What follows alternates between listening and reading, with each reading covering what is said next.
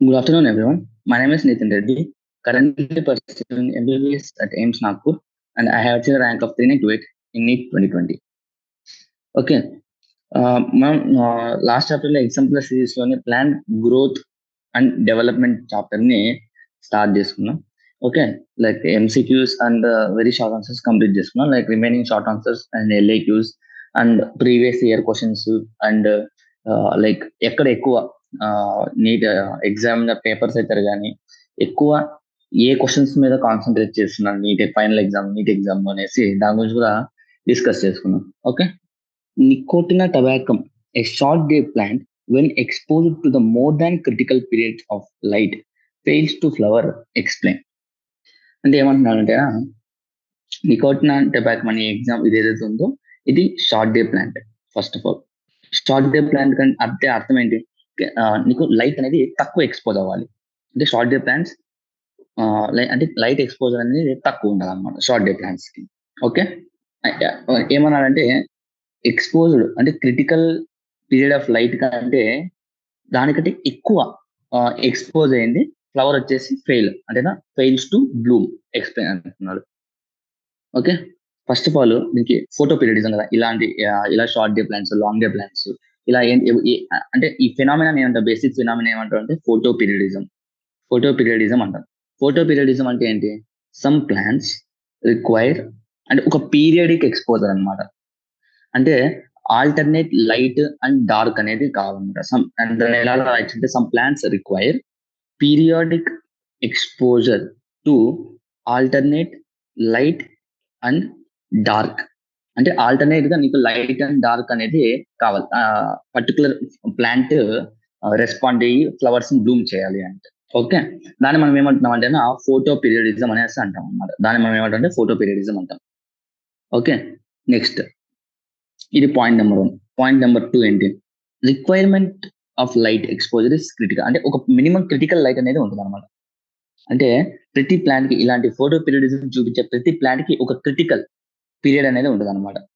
Okay, critical period అంటే for example ఈ critical period ఉంది అనుకోండి, షార్ట్ డే ప్లాంట్స్ కనుకో దీనికంటే ఈ క్రిటికల్ పీరియడ్ కంటే తక్కువ లైట్ అనేది మనము చూపించాలన్నమాట. అంటే తక్కువ పీరియడ్ అనేసి ఆ ప్లాంట్స్ లైట్ అనేది అందిస్తే అది ఫ్లవర్ ని ఇస్తుంది. అదే లాంగ్ డే ప్లాంట్స్ అనుకో ఈ క్రిటికల్ పీరియడ్ కంటే ఎక్కువ లైట్ అనేది నువ్వు చూపించాలి, అప్పుడే అది బ్లూమ్ చేస్తుంది. ఓకే, సో ఏమంటాం అంటే the requirement of light exposure is critical. అంటే ప్రతిదానికి ఒక క్రిటికల్ లైట్ ఎక్స్పోజర్ అనేది ఉంటుంది. In the short day plants when expose to light period excess of critical period fails to flower. అంటే ఈ క్రిటికల్ పీరియడ్ కంటే ఎక్కువ మనం ఒకవేళ ఆ పర్టికులర్ ప్లాంట్ ఎక్స్పోజ్ చేస్తే అది అవ్వదు, బ్లూమ్ అవ్వదు. Okay, next point number 3, those plants which require exposure to light. అంటే ఫర్ ఎగ్జాంపుల్ ఇప్పుడు short day plants, next long day plants అంటే ఏంటి, ఆ ప్లాంట్స్ ఆ పర్టికులర్ ప్లాంట్స్ ఏవైతే ఉన్నాయో ఈ క్రిటికల్ పీరియడ్ కంటే ఎక్కువ లైట్ అనేది ఎక్స్పోజ్ చేయాలి. అప్పుడు ఆ ఫ్లవర్స్ ఏమంటామంటే ఆ ప్లాంట్స్ ఆ పర్టికులర్ ప్లాంట్స్ ఏమంటామంటే లాంగ్ డే ప్లాంట్స్ అనేసి అంటాం. ఓకే, ఇప్పుడు ఏమంటే నికోటిన్ అనేది షార్ట్ డే ప్లాంట్స్ అంటున్నారు కాబట్టి క్రిటికల్ పీరియడ్ కంటే తక్కువ ఉండాలి. కానీ ఇక్కడ కండిషన్ ఇచ్చాడు, ఆ ప్లాంట్ అనేది క్రిటికల్ పీరియడ్ కంటే ఎక్కువ లైట్ కి ఎక్స్పోజ్ అయింది అని చెప్తున్నాడు. అంటే అప్పుడు ఆటోమేటిక్ ఏంటి, అది బ్లూ అవ్వదు. So that is the answer అన్నమాట. బేసిక్ గా ఏం చేయాలంటే ఫోటో పీరియడిజం డెఫినేషన్, తర్వాత is long day plants short day plants explain చేసి ఇంకా హెన్స్ షార్ట్ డే ప్లాంట్ కాబట్టి అది బ్లూమ్ అవ్వదు అని రాస్తాం. Okay, next question, what are the structural characteristics of meristematic cells near root tip, the cells in the elongation zone of the root. Okay, characteristics ఏంటి అంటున్నాడు. మనం ఈ క్వశ్చన్ బేసిక్ గా మార్ఫాలజీ అనే చాప్టర్ లో కూడా మనం డిస్కస్ చేసుకున్నాం. ఏది ఈ మెరిస్టమాటిక్ సెల్స్ అంటే మనం రూట్ ని ఇలా అండర్ గ్రౌండ్ రూట్ ని ఇలా మనం గీసి రాడికల్ ఇలా గీసి ఏ జోన్ ఎక్కడ ఉంటుంది, ఏది మెరిస్టమాటిక్ జోన్, ఇది మెరిస్టమాటిక్ జోన్, ఇది ఎలాంగేషన్ జోన్, ఇది మెచ్యురేషన్ జోన్ లో నీకు రూట్ హెయిర్స్ ఉంటాయి అనేసి ఒక డయాగ్రామ్ కూడా మనం ఇలా చెప్పుకున్నాం అనమాట. అది అక్కడ ఇంపార్టెంట్ అని చెప్పుకున్నాం. అదే ఎగ్జాక్ట్ గా మనం ఇక్కడ కూడా రాయాలన్నమాట. ఫస్ట్ మెరిస్టమాటిక్ సెల్స్ అంటే క్యారెక్టరిస్టిక్ ఫీచర్స్ ఏంటి, మెరిస్టమాటిక్ సెల్స్ దగ్గర క్యారెక్టరిస్టిక్ ఫీచర్స్ ఏంటి, అదే సెల్స్ ఇన్ ద ఎలాంగ్ అంటే మనం 3 జోన్స్ అని చెప్పుకున్నాం కదా. ఏవైనా రోజు meristematic zone, elongation zone and the maturation zone. Okay, maturation అంటే ఈ పార్ట్, సెకండ్ పార్ట్ ఏమో ఎలాంగేషన్, ఫస్ట్ పార్ట్ ఏమో నీకు మెరిస్టమాటిక్. ఓకే, ఈ పర్టికులర్ వాడు ఏమంటున్నాడంటే ఈ మెరిస్టమాటిక్ జోన్ ఈ ఎలాంగేషన్ జోన్ లో నీకు సెల్స్ అంటే ఈ పర్టికులర్ సెల్స్ యొక్క క్యారెక్టరిస్టిక్ ఫీచర్స్ ఏంటి అని అడుగుతున్నాడు అనమాట. Okay, first of all meristematic cells గురించి మాట్లాడితే, meristematic cells near root tip దగ్గర ఉన్న మెరిస్టమాటిక్ సెల్స్ యొక్క క్యారెక్టరిస్టిక్ ఫీచర్స్ ఏమని చెప్పుకుంటే రిచ్ ప్రోటోప్లాజం ఉంటుంది, తర్వాత లార్జ్ కాన్స్పిక్యూస్ న్యూక్లియస్ ఉంటుంది, అంటే లార్జ్ న్యూక్లియస్ ఉంటుంది. ఓకే, తర్వాత ఇంకా ఏమని చెప్పుకోవచ్చు అంటే ఫ్యూవర్ వాక్యూల్స్, అంటే వ్యాక్యూల్స్ అనేది తక్కువ ఉంటాయి, ఫ్యూవర్ వ్యాక్యూల్స్ తక్కువ ఉంటాయి. ఇంకా ఏముంటాయి అంటే రిచ్ ప్రోటోప్లాజం, అంటే మెరిస్టమాటిక్ సెల్స్ అంటే హైలీ యాక్టివ్ కదా, హైలీ యాక్టివ్ అంటే ఎనర్జీ అనేది ఎక్కువ ఉండాలి, ఎనర్జీ ఎక్కువ ఉండాలంటే మైటోకాండ్రియా అనేది ఎక్కువ ఉండాలి, న్యూమరస్ మైటోకాండ్రియా. ఓకే, ఇలా కొన్ని ఫీచర్స్ అని చెప్పొచ్చు. ఇంకా కొన్ని ఫీచర్స్ చెప్పుకోవాలనుకుంటే నువ్వు వచ్చేసి thin and cellulosic cell wall అని చెప్పుకోవచ్చు. తర్వాత న్యూమరస్ ప్లాస్మోడెస్మెటల్ కనెక్షన్స్ అని కూడా చెప్పుకోవచ్చు అనమాట. ఓకే, ఇది సెల్స్ మెరిస్టమాటిక్ జోన్స్ లో ఉన్న సెల్స్ క్యారెక్టరిస్టిక్ ఫీచర్స్. అదే next cells in elongation zone కనుక చూసుకుంటే, ఎలాంగేషన్ జోన్ లో సెల్స్ ఎలా ఉంటాయి, క్యారెక్టరిస్టిక్ ఫీచర్స్ ఏంటంటే ఇక్కడ వాక్యూల్స్ అనేది తక్కువ ఉన్నాయి కదా, ఎలాంగేషన్ జోన్ లో నీకు increased in the vacuolation, cell size will be enlarge size and dimension, అంటే సెల్ డైమెన్షన్ నీకు ఎన్లార్జ్ అవుతుంది అనమాట. తర్వాత థిన్ సెల్యులోజిక్ ఉంది కదా, థిన్ సెల్యులోజిక్ అనేది సెల్యులోజిక్ సెల్ వాల్స్ అనేవి ఉన్నాయి. అదే ఇక్కడికి వచ్చేసరికి నీకు deposition of new cellulosic walls అనేది కూడా ఉంటుంది, న్యూ సెల్ వాల్స్ అనేది కూడా ఉంటుంది అనమాట. Okay, this is the difference characteristic feature. Meristematic లో ఫ్యూవర్ వాక్యూల్స్ ఉంటాయి, అదే ఎలాంగేషన్ లో ఎక్కువ ఉంటాయి. ఇక్కడ థిన్ సెల్ వాల్ ఉంటుంది, అక్కడ కాస్త thick and enlarge cell wall ఉంటుంది. ఇక్కడ హై ప్రోటోప్లాజం అంటే ఇక్కడ రెడ్యూస్డ్ ప్రోటోప్లాజం ఉంటుంది. Okay, next question. Does the growth pattern in plants differ from than in animals?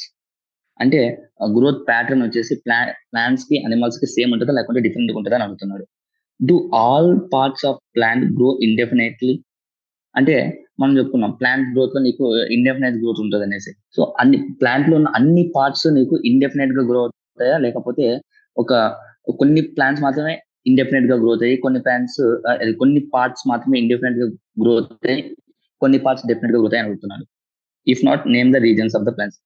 ఏవి డెఫినెట్, ఏవి ఇండెఫినెట్ అనేసి అడుగుతున్నాడు అనమాట. ఓకే, ఫస్ట్ పాయింట్ ఏంటి, డస్ గ్రోత్ ప్యాటర్న్ రెండింటిలో సేమ్ ఉంటుంది? లేదు.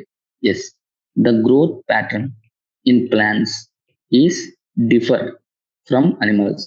ఓకే, అనిమల్స్ లో మళ్ళీ ప్లాంట్స్ కి నీకు గ్రోత్ ప్యాటర్న్ అనేది డిఫరెంట్ ఉంటుంది. ఎందుకంటే అనిమల్స్ లో నీకు లిమిటెడ్ గ్రోత్ అనేది ఉంటుంది. అనిమల్స్ లో లిమిటెడ్ గ్రోత్ అనేది ఉంటుంది అనమాట. ఇప్పుడు మనమే చూసుకున్నాం అనుకుంది, బాయ్స్ అనుకుంటే 20 years వరకు గ్రో అవుతారు, తర్వాత గ్రో అవ్వడం అంటే హైట్ పెరగడానికి స్టాప్ చేస్తున్నాం. ఓకే, లిమిటెడ్ గ్రోత్ అనేది ఉంటుంది. అది ప్లాంట్స్ లో అయితే నీకు అన్లిమిటెడ్ గ్రోత్ అనేది ఉంటుంది అనమాట. అంటే growth through out the life అనేది నీకు దీంట్లో ప్లాంట్స్ లో ఉంటుంది అనమాట. ఓకే, అసలుకి ప్లాంట్స్ కి ఆ ఫీచర్ ఎందుకు వచ్చింది, ఇండెఫినెట్ గ్రోత్ అనేది ప్లాంట్స్ కి ఆ ఫీచర్ ఎందుకు వచ్చిందంటే ఎబిలిటీ అంటే indefinite growth ability is due to presence of the meristems at certain locations in the body. Okay, ఆ ప్లాంట్ బాడీలో మెరిస్టమ్స్ అనేవి ఉంటాయి అన్నమాట. ఆ మెరిస్టమ్స్ ఏంటి అంటే these meristems have capacity to divide అవడానికి కెపాసిటీ అండ్ సెల్ఫ్ పర్పచ్యుయేట్ అన్నమాట. అంటే నీకు కంటిన్యూస్ సెల్ డివిజన్ అంటే high ability to cell divide అనేది దీనికి మెరిస్టమ్స్ కి ఉంటుంది అనమాట. ఓకే, కానీ ఈ మెరిస్టమ్స్ అనేది నీకు కొన్ని పార్ట్స్ లో loses the capacity to divide. అంటే ఆ మెరిస్టమ్స్ అనేది లూజ్ అయ్యి ఏం చేస్తుందంటే డిఫరెన్షియేటెడ్ సెల్స్ అయిపోతాయి అనమాట. After some time this meristem cells ఏమవుతుందంటే ఇక్కడ చూసుకుంటే ఇక్కడ మెరిస్టమ్ సెల్స్ ఇక్కడ పైగా ఎలాంగేషన్ ఇక్కడ మెచ్యురేషన్ డిఫరెన్షియేట్ అయిపోయి, అంటే ఈ సెల్స్ ఇక్కడికి వచ్చేసరికి డిఫరెన్షియేట్ అయిపోయి, అంటే ఒక పర్టికులర్ ఫంక్షన్ చూస్తుంది. కానీ ఇక్కడ మెరిస్టమ్స్ అనేవి యాక్టివ్. ఈ మెరిస్టమ్స్ ఎక్కడైతే ఉంటాయో అవి ఎక్కువ సెల్ డివిజన్స్ అనేది జరుగుతూ, అంటే నీకు అన్లిమిటెడ్ గ్రోత్ అనేది ప్రొడ్యూస్ చేస్తుంది అనమాట. Okay, this form where new cells are being added to plant body by activity is known as the open form of growth. ఎందుకంటున్నాం అంటే న్యూ సెల్స్ అనేది కంటిన్యూస్ గా యాడ్ అవుతూనే ఉంటాయి డ్యూ టు దిస్ మెరిస్టమ్స్ అనేది. New cells add అవుతుంటాయి, కొన్ని cells మిగిలిన పాత సెల్స్ ఎలాంగేట్ అయ్యి తర్వాత డిఫరెన్షియేట్ అనేది అయిపోతాయి అనమాట. ఓకే, కానీ న్యూ సెల్స్ అనేవి యాడ్ అవుతూనే ఉంటాయి మెరిస్టమ్స్ ద్వారా. సో దాన్ని ఏమంటాం అంటే ఓపెన్ ఫార్మ్ ఆఫ్ గ్రోత్ అనేసి అంటాం అనమాట. Okay, name the reasons of plant which grows independent అంటే apical parts, apical meristem, root apical meristem, shoot apical meristem అనేది కంటిన్యూగా గ్రో అవుతూనే ఉంటుంది. నువ్వు shoot apical meristem and root apical meristem గురించి చెప్పుకోవచ్చు అనమాట దీనికి ఎగ్జాంపుల్ గా. Okay, next question. Explain 2 to 3 lines each of the following terms with the help of the examples taken from the plant tissues. Okay, కింద differentiation, differentiation, రీడిఫరెన్షియేషన్ 3 terms ఇచ్చారు కదా. ఈ 3 terms ని ఎక్స్ప్లెయిన్ చేయమని అడుగుతున్నాను అనమాట. Okay, first normal basic definition ఏంటి అంటే బేసిక్ అర్థం ఏంటో చెప్పుకున్నాం. డిఫరెన్షియేషన్ అంటే ఏంటి? ఒక మెరిస్టమాటిక్ సెల్ సెల్ డివిజన్ ఆపేసి ఒక పర్టికులర్ ఫంక్షన్ చూసుకోవడం. అంటే ఏమంటుంది అంటే ఆ పర్టికులర్ సెల్ ఎలా ఉంటుంది అంటే ఓకే నేను ఇన్నాళ్ళు డివైడ్ అయింది చాలు, సో ఇప్పుడు నేను ఒక ఫంక్షన్ ని చేస్తాను ప్లాంట్ కి, ఒక హెల్ప్ అనేది ఒక ప్లాంట్ కి అనేది ఒక హెల్ప్ అనేది చేస్తాను ఉంటుంది. దాన్ని డిఫరెన్షియేషన్ అంటాం. ఓకే, అంటే ఇండియా ఏంటంటే ఒక player cricket for example cricket ఆడుతున్నాడు అనుకోండి, క్రికెట్ మంచి ఏజ్ అయిపోయినాక ఏమవుతుంది, రిటైర్డ్ అయిపోతాడు. అంటే ఇంకా ఆడడం ఆపేస్తాడు, అంటే ఇక్కడ సెల్ డివిజన్ ఆగిపోద్ది అనమాట. ఓకే, ప్లేయర్ రిటైర్డ్ అయినప్పుడు మనం ఏమంటాం అంటే డిఫరెన్షియేషన్ అంటాం. డిఫరెన్షియేషన్ అంటే ఫర్ ఎగ్జాంపుల్ ఆ ప్లేయర్ యొక్క అవసరం మళ్ళీ వచ్చింది అనుకో టీమ్ కి, అప్పుడు ఏమవుతుందంటే రిటైర్మెంట్ వాపస్ తీసుకుంటాడు. దాన్ని ఏమంటాం అంటే డిఫరెన్షియేషన్ అంటాం. ఎప్పటికో ఒకసారి మళ్ళీ రిటైర్డ్ అవ్వాల్సినది ఆ ప్లేయర్, ఆడినంత కాలం ఆడి మళ్ళీ రిటైర్డ్ అయిపోతాడు, పర్మనెంట్ గా రిటైర్డ్ అయిపోతాడు. దాన్ని ఏమంటామంటే రీడిఫరెన్షియేషన్ కదా అంటాం అనమాట. ఇది బేసిక్ గా. ఓకే, అంటే ఒక మెరిస్టమాటిక్ సెల్ డిఫరెన్షియేట్ అయ్యి ప్లాంట్ ఒక పర్టికులర్ ఫంక్షన్ ని చూసుకుంటది అనమాట. తర్వాత ఏమవుతుందంటే మళ్ళీ ఎబిలిటీ డివిజన్ ని మళ్ళీ గెయిన్ చేసి మళ్ళీ డిఫరెన్షియేషన్ అవుతుంది. తర్వాత ఇంకా ఫైనల్ గా ఒక్కసారిగా నేను ఇంకా నేను సెల్ డివిజన్ చేయలేను, ఇంకా నేను కంప్లీట్ గా ఫంక్షన్ చేసుకుంటాను, మళ్ళీ రీడిఫరెన్షియేట్ అవుతుంది అనమాట. అది బేసిక్ గా ఒక మ్యాప్ బ్రీఫ్ గా. ఇంకొక దానికి ఎలా క్వశ్చన్ పేపర్ లో ఎలా ప్రెజెంట్ చేయాలో చూసుకుందాం. Okay, next cells derived from అంటే మెరిస్టమాటిక్ జోన్స్ అంటే నీకు ఎక్కడుంటాయి, మెరిస్టమ్స్ ఎక్కడుంటాయి, రూట్ ఎపికల్ కానీ షూట్ ఎపికల్ సిస్టమ్ కానీ. So cells derived from the shoot apical and root apical meristems and cambium. Okay, ఏమవుతుందంటే డిఫరెన్షియేట్ ఈ పర్టికులర్ మెరిస్టమ్ సెల్స్ ఏంటంటే డివైడ్ అయినంత కాలం డివైడ్ అయ్యి ఇంకా తర్వాత రెస్ట్ తీసుకుంటాయి అనమాట. Okay, to perform the some specific function చేయడానికి అవి అవుతాయి అన్నమాట. దాన్ని ఏమంటామంటే అంటే దీని ఏమంటే మెచ్యురేషన్ అంటాం. ఈ మెచ్యురేషన్ ఓకే, ఈ మెచ్యురేషన్ మనం ఏమంటున్నాం అంటే డిఫరెన్షియేషన్ అంటున్నాం. అంటే ఒక మెరిస్టమ్ సెల్ ఇలాగా మెచ్యూర్ అయ్యి ఒక స్పెసిఫిక్ ఫంక్షన్ ని చూసుకోవడానికి మనం ఏమంటామంటే డిఫరెన్షియేషన్ అంటున్నాం. తర్వాత ఏమన్నా విత్ హెల్ప్ ఆఫ్ ఎగ్జాంపుల్స్ అంటున్నాడు. ఓకే, ఫస్ట్ ఆఫ్ ఆల్ ఈ డిఫరెన్షియేషన్ ఒక మెరిస్టమ్ సెల్ డిఫరెన్షియేషన్ అంటే మెరిస్టమ్ సెల్ ఇలా డిఫరెన్షియేటెడ్ గా సెల్ మారినప్పుడు ఆ పర్టికులర్ సెల్ లో నీకు ఏమైనా చేంజెస్ వస్తాయంటే ఎలాంటి చేంజెస్ వస్తాయంటే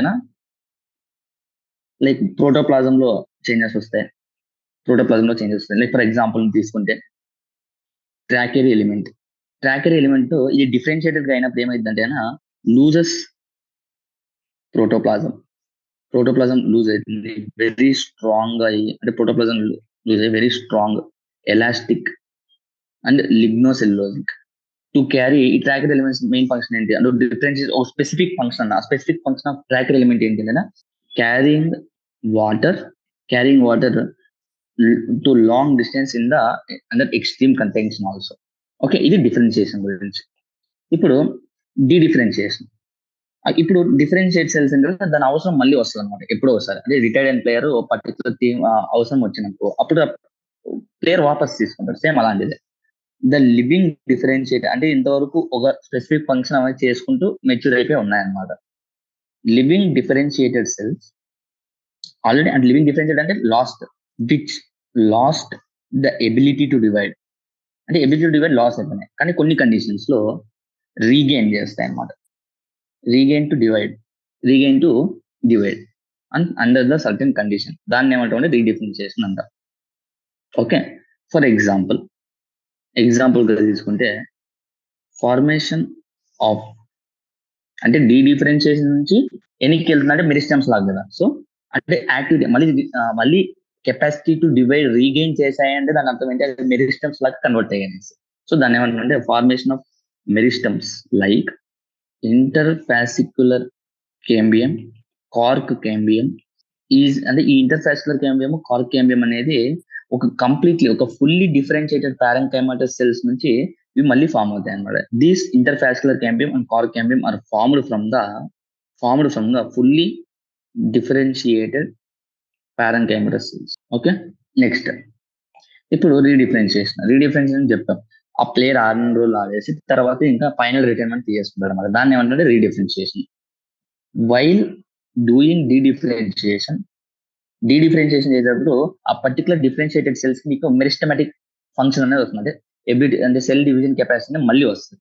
సో ఆ డీడిఫరెన్షియేటెడ్ సెల్స్ ఏమవుతుందంటే once again will lose the ability to cell division.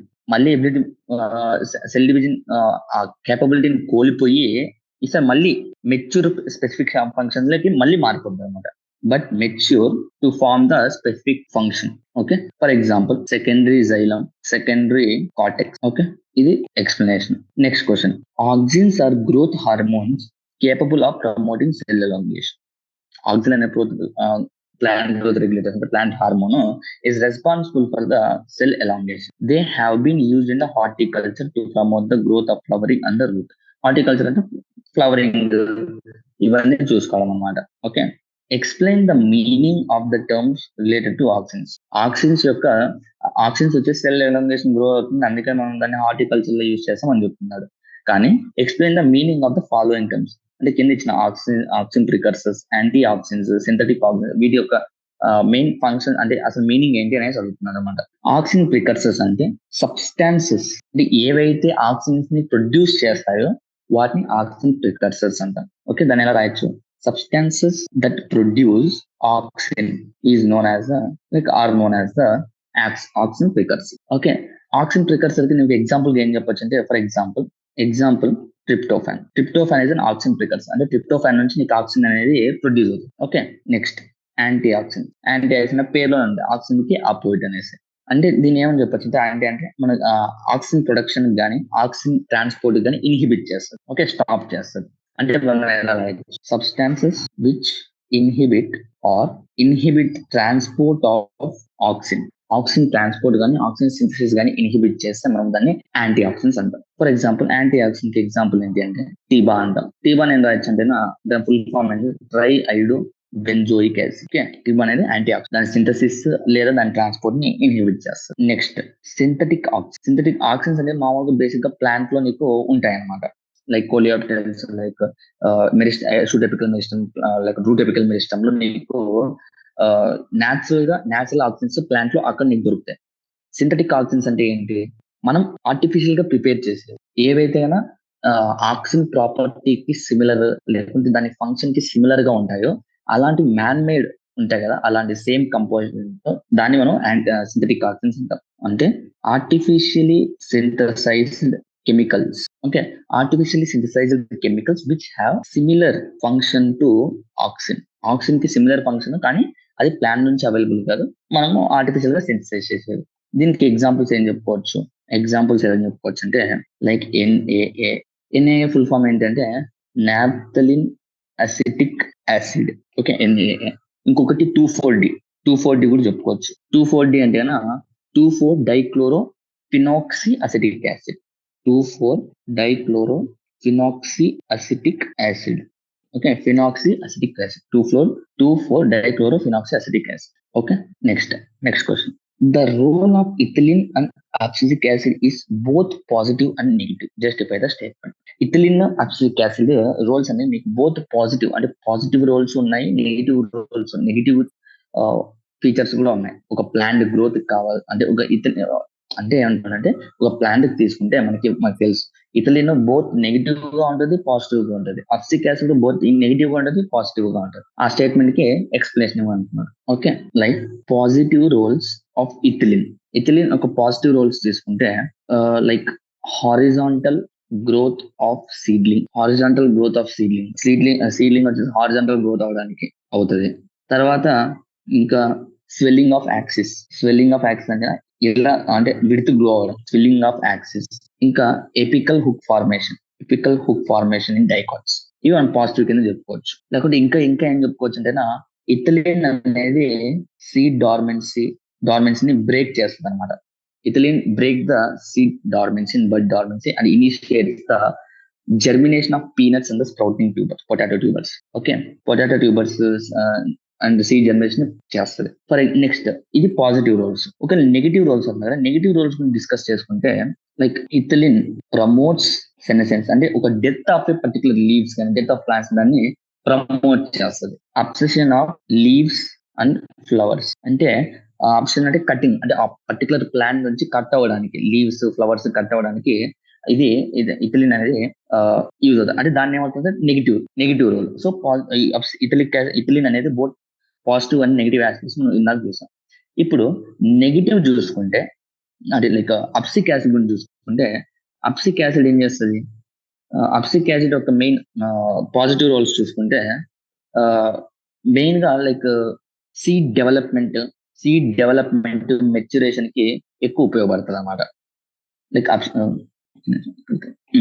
అప్సిక్ acid ఇంకా పాజిటివ్ రోల్స్ తీసుకుంటే సీడ్ డెవలప్మెంట్ అండ్ మెచ్యురేషన్ కి నీకు ఉపయోగపడుతుంది అనమాట.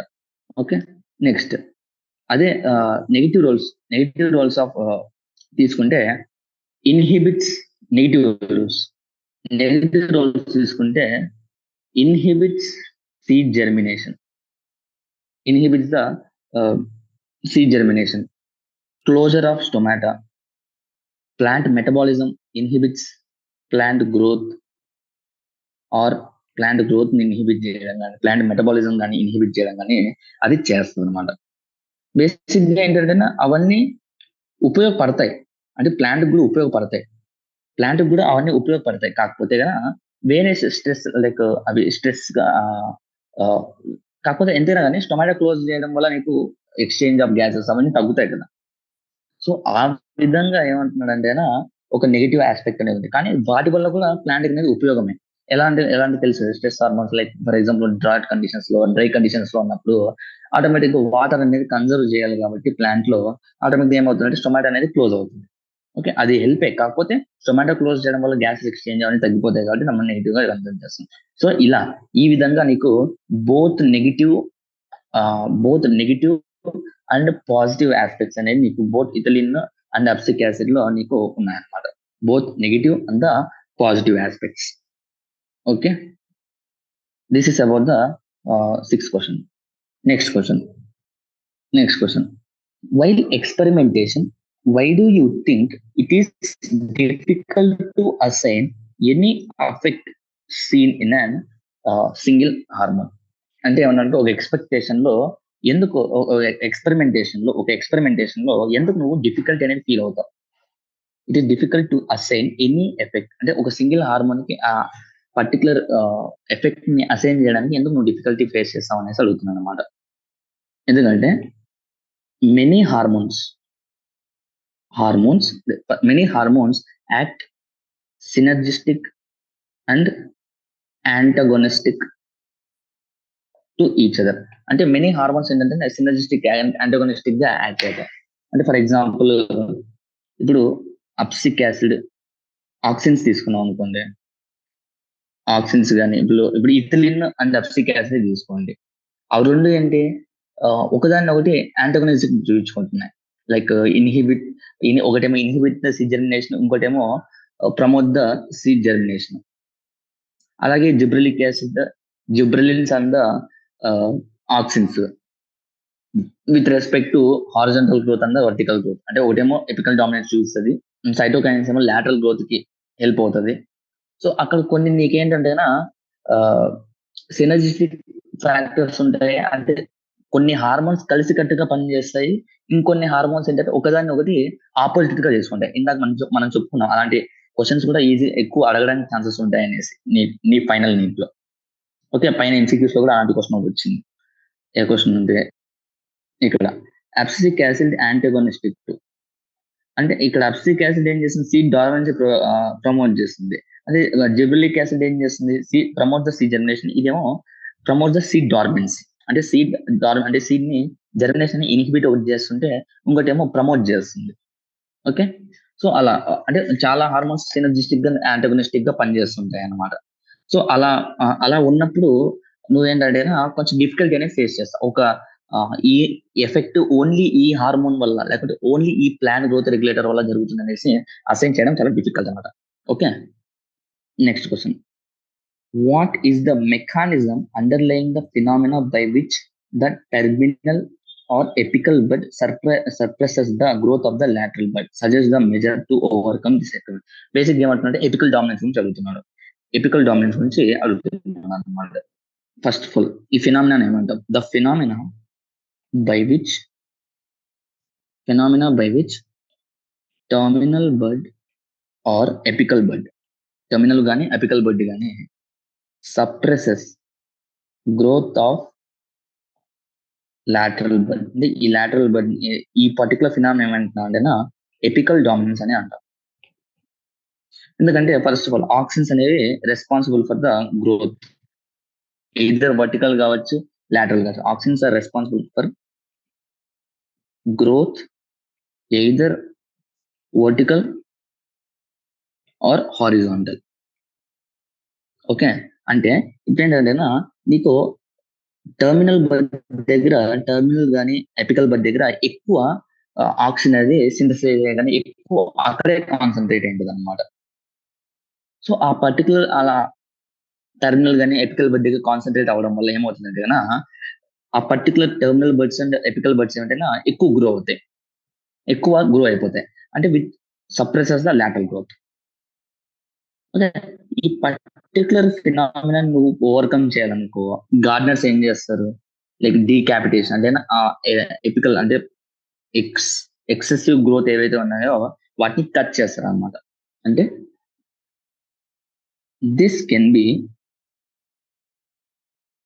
ఓవర్కమ్ బై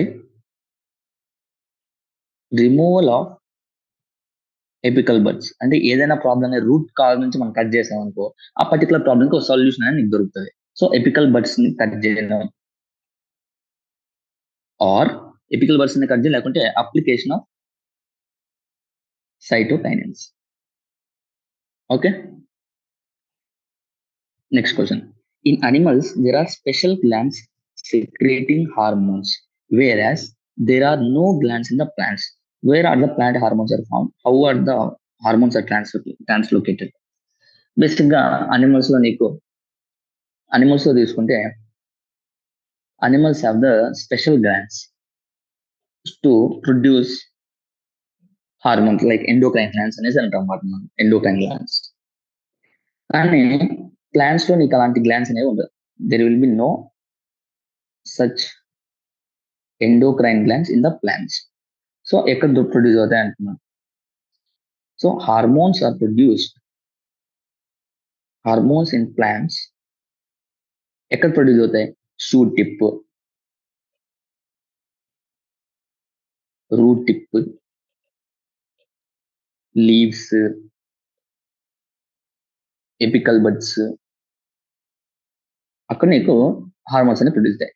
ఈ ప్రొడ్యూస్ అయిన హార్మోన్స్ ఏవైతే ఉన్నాయో ఎలా ట్రాన్స్లోకేట్ అవుతుంది అని అడుగుతున్నాడు.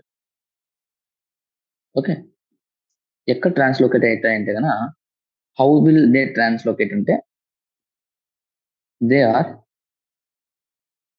ట్రాన్స్లోకేటెడ్ త్రూ వాటర్ అండ్ ఫుడ్. ఎలా అయితే ట్రాన్స్పోర్ట్ ఎక్కడ నుంచి ట్రాన్స్పోర్ట్ అవుతాయి water and food?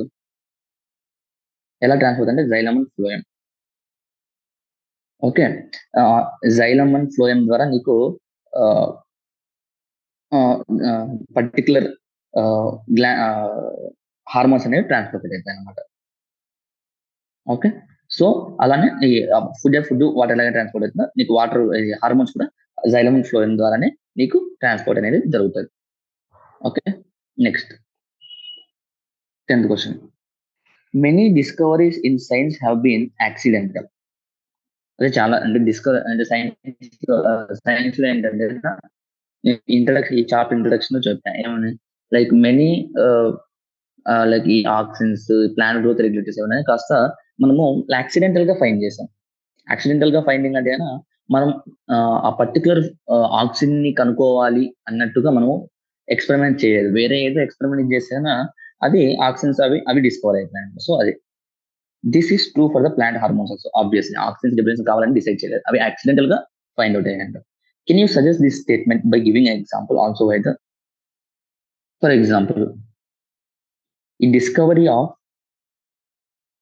5 major plant growth regulators have been the accidental.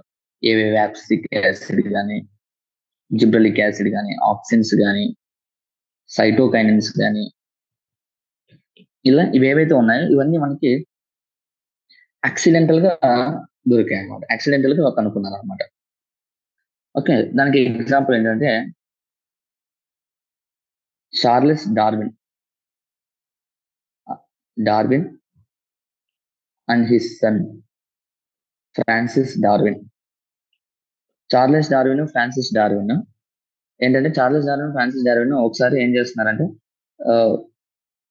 కోలియోప్టైల్స్, they are observing